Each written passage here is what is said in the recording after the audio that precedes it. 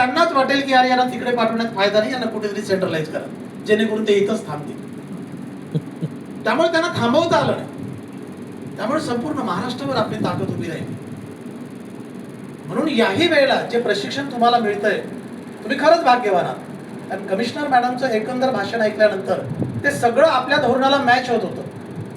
फार नवीन वाटलं नाही. त्यांची तळमळ फक्त नवीन होती, एक अधिकारी म्हणून एक चांगली तळमळ होती, परंतु ती धोरणं ऑलरेडी आपण आत्मसात केलेली आहेत. दुबे साहेबांनी जो संदेश दिला तो अतिशय महत्वाचा आहे. त्या पद्धतीने आपल्याला काम करावं लागेल.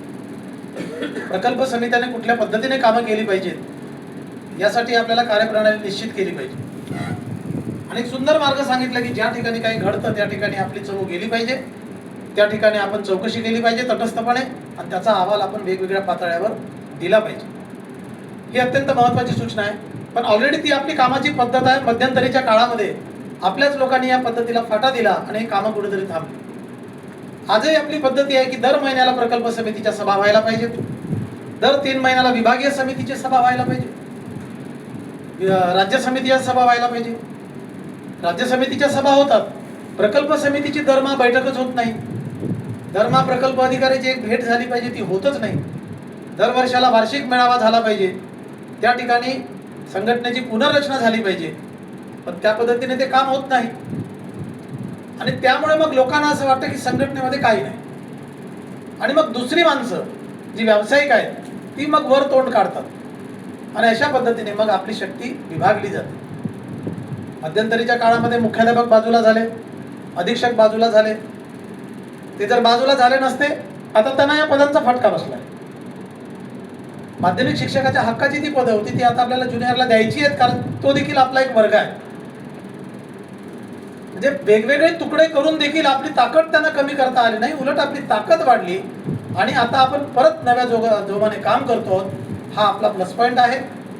आणि म्हणून आपण कुठल्याही संवर्गाचा हेवादावा न करता, आपल्याला कोणाला काही द्यायचं असेल तर आपल्याला 2 पावलं मागे यावं लागेल. कोणाला तरी एखादी गोष्ट सोडल्याशिवाय दुसऱ्याला ते मिळणार नाही. या पद्धतीने आपण सगळ्या संवर्गांना सामावून घेत आपले वेगवेगळे लढे उभारले, आंदोलनं केली आणि एक नावलौकिक आपल्या संघटनेला मिळवून दिला. गायकवाड साहेबांनी सांगितलं की त्यांची माझी ओळख कवी म्हणून झाली. एक सांगायचं राहून गेलं की पूर्वी आपल्याकडे एक नवा प्रस्ताव नावाचं मुखपत्र होतं, मासिक होतं. 25 रुपये त्याची वर्गणी होती. संपूर्ण महाराष्ट्रभर ते जायचं आणि त्यातनं त्या महिन्यामध्ये संघटनेने केलेले लढे, दिलेली निवेदनं, सगळे त्याचे अपडेट्स त्या माध्यमातून आपण द्यायचो. परंतु आपली मंडळी एवढी बहादर होती त्यावेळची की 25 रुपये वार्षिक वर्गणी द्यायला देखील त्यांना विचार करावा लागे. आणि मग कालांतराने तो नवा प्रस्ताव बंद पडला. आणि तुमच्या माहितीसाठी, म्हणजे ऑलरेडी तुम्हाला माहिती आहे, गायकवाड साहेब स्वतः एक साहित्यिक आहेत, लेखक आहेत, कवी आहेत. त्यांची पुस्तकं प्रकाशित झाली आहेत. ते कवी आणि लेखक असल्याशिवाय साहित्य संमेलन ते घेणार नाहीत. आणि आजही बालनाट्य स्पर्धेची जी संकल्पना कमिशनर मॅडम समोर मांडली, अक्षरशः कमिशनर मॅडमच्या मानसिकतेवर त्याचा गारूड झालाय. मांडणी करता क्षणी त्याने होकार दिला होता. त्या बैठकीला जर कोणी असेल तुमच्यापैकी तर आहे ना. म्हणजे आदिवासी विद्यार्थ्यांना नाट्य क्षेत्रामध्ये प्रगती करता आली पाहिजे, हा प्रश्न तर कर्मचाऱ्यांचा नव्हताच. त्यांच्या लक्षात आलं की ही माणसं विद्यार्थ्यांच्या हितासाठी काहीतरी करू पाहतात. त्यामुळे त्याने लगेच तो प्रश्न उचलला आणि त्याला पुढे चाल दिली. आणि त्या सगळ्या गोष्टीचा परिणाम असा झाला की DCPSच्या यंत्रणेला देखील गती आली आणि त्याची फलनिष्पत्ती आज आपल्या पुढ्यात आहे. मला या ठिकाणी निश्चित आनंद आहे की खऱ्या अर्थाने पदाधिकाऱ्यांचं प्रशिक्षण या ठिकाणी सुरू झालं.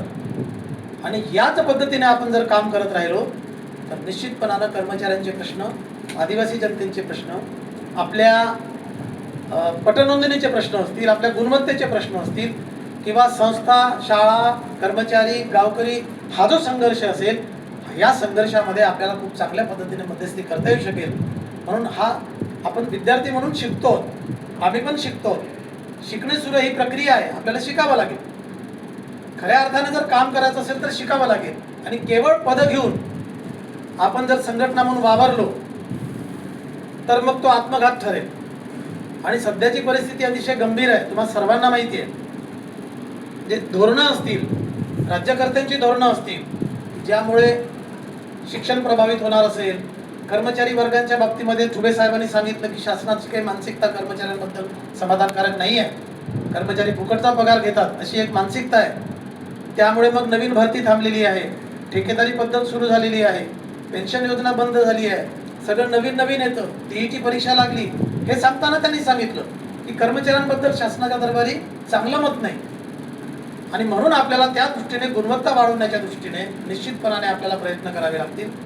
जर मराठी माध्यमाला मुलं कमी पडत असतील तर आपल्या शाळांनी इंग्रजी माध्यमांच्या शाळा सुरू कराव्यात. काळ बदलला तर आपल्याला धोरणं बदलावी लागतील. आपण जर अगदी पूर्वीप्रमाणेच करत राहिलो तर आपण कालबाह्य होऊन जाऊ. ते बजाज स्कूटर सारखं असं नाही झालं पाहिजे. काळ बदलला की आपल्याला धोरणं बदलावी लागतील. टप्प्याटप्प्याने ह्या गोष्टी झाल्या पाहिजेत. आपला पुढचा संघर्ष त्याही दिशेने असला पाहिजे. आता पेन्शनच्या प्रश्नाबद्दल तुमचं बऱ्यापैकी समाधान झालं असेल, त्यामुळे पेन्शनची काळजी तुमची आता कमी झाली असं मी गृहीत धरतो. किंवा विदर्भाच्या भागात गेलं तर अजूनही जुन्या पेन्शनसाठी लढाई सुरूच आहे.